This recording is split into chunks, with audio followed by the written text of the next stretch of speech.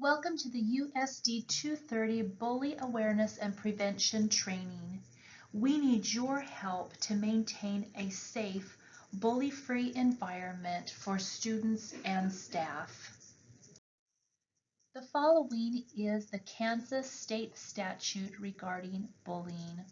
Bullying is any intentional gesture or intentional written, verbal, electronic, or physical act that will have the following effect: harming a student or staff member, whether physically or mentally, damaging a student or staff's property, placing a student or staff member in reasonable fear of harm to the student or staff member, placing a student or staff member in a reasonable fear of damage to the student or staff member's property, cyberbullying, or any other form of intimidation or harassment. Bullying is when someone repeatedly and on purpose says or does mean or hurtful things to another person who has a hard time defending themselves. Three key components of bullying behavior are: it involves an aggressive behavior and is unwanted, typically involves a pattern of behavior repeated over time, imbalance of power or strength. There are two types of bullying: direct, which involves hitting, taunting, and name-calling, and indirect, that involves rumors, exclusion, and cyberbullying. When you see a situation that could appear to be bullying, you could ask yourself if the behavior is unwanted aggression or is it just rough play. Unwanted means that the targeted youth wants the aggressive behavior to stop. Two children may enjoy taunting each other in a playful manner. This should not be considered bullying. The cues are the relationship between the children and the expressions, body language, and atmosphere of the situation. Some things to be aware of with a repeated behavior. Has the child experienced multiple incidents of aggression?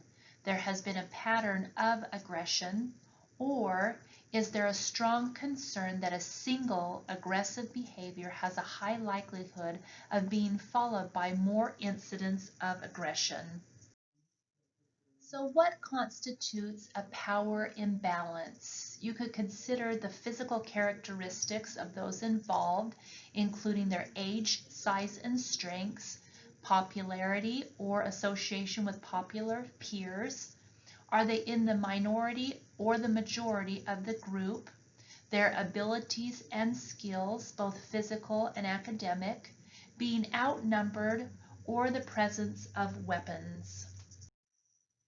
Some statistics that the Department of Education put out regarding youth and bullying in the year 2017.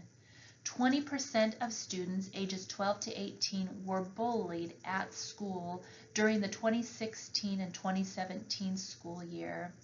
Almost 80% of the students ages 12 to 18 reported that they were not bullied at school during that same academic year.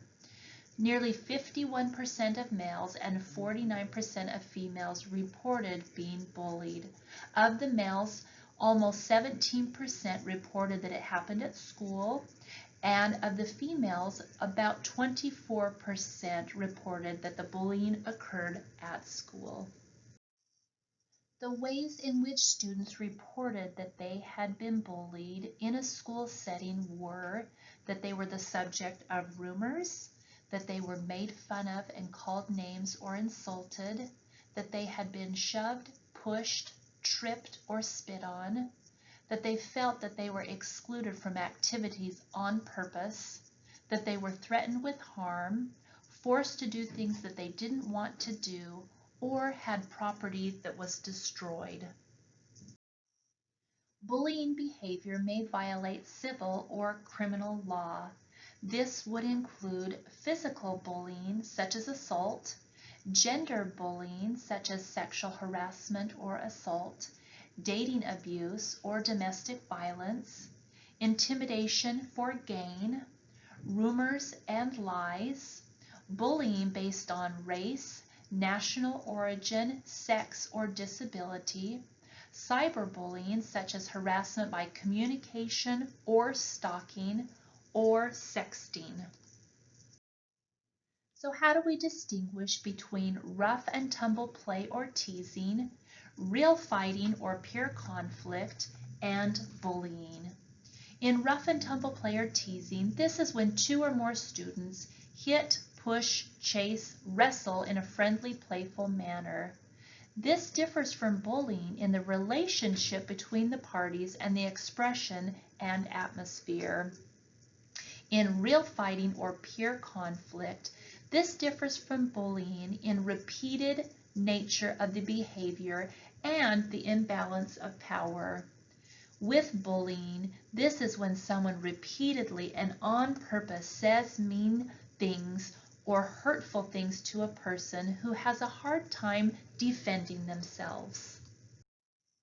Please take a few minutes to review this chart, which distinguishes the characteristics of rough and tumble play, real fighting, and bullying. Although any child may be the target of bullying, the following risk factors may put children at an increased risk of being bullied. Those include having a learning disability, having attention deficit hyperactivity disorder, having autism spectrum disorder, having special health care needs or chronic disease, being over or underweight, if they are lesbian, gay, bisexual, or transgender, or if they are questioning their sexual orientation or do not conform to gender stereotypes, if other languages are spoken in their home. It does not mean that a child will be bullied if they have these risk factors. Children who bully are more likely than others to be engaged in other antisocial behavior. These children are more likely to exhibit antisocial or delinquent behaviors such as fighting, stealing, and vandalism, dislike school and drop out, drink alcohol and smoke cigarettes, carry a weapon, think about and attempt suicide, and come from homes with intimate partner violence. Bullying others is related to later criminal and antisocial behavior, later sexual harassment among middle school students. Take a look at the chart and see what roles students play in bullying situations. The potential effects of being bullied are lowered self-esteem, depression and anxiety, absenteeism and lowered school achievement, thoughts of suicide, higher risk of illness, social isolation, feelings of shame, sleep disturbances, psychosomatic symptoms including stomach aches, headaches, and muscle aches, poor school performance, self-destructive behavior, or an increased risk of suicidal thoughts, plans, and attempts of suicide. Protective factors for bullying include individual and family factors are secure, caring, and self-confident children, supportive parenting and the modeling of positive relationships, consistent and affectionate parent and child interaction. The protective factors for peer and school are close positive friendship with peers, engaged and responsive teachers and school staff, inclusive, nurturing, and safe schools. The protective factors for communities are cultural norms and beliefs that are pro-social and non-violent, positive adult-child connections, and safe neighborhoods. When bullying happens in a school environment, it creates a climate of fear and disrespect. It interferes with student learning. Students may feel insecure and not like school as well. Students may perceive the lack of control and caring from adults. 50 to 75% of children and youth do not tell school personnel, but are a bit more likely to tell parents. This varies by age and gender. Older youth and boys are the most reluctant to report bullying. So why are children and youth reluctant to report that they have been bullied? These include the negative messages about tattling and snitching, concerns about retaliation, gender stereotypes, and the lack of confidence in the adult's actions. To help create a safe, inclusive school environment, the following are some school rules about bullying. We will not bully others. We will try to help students who are bullied. We will try to include students who are left out.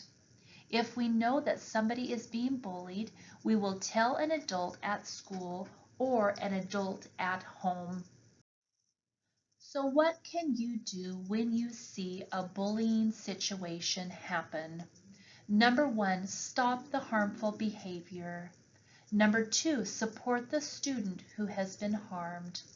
Number 3, address the student who caused the harm. Number 4, empower the bystanders with appreciation if they were supportive, or information on how they can step in and help in the future. Number 5, take steps to make sure the student who was harmed will be protected in the future.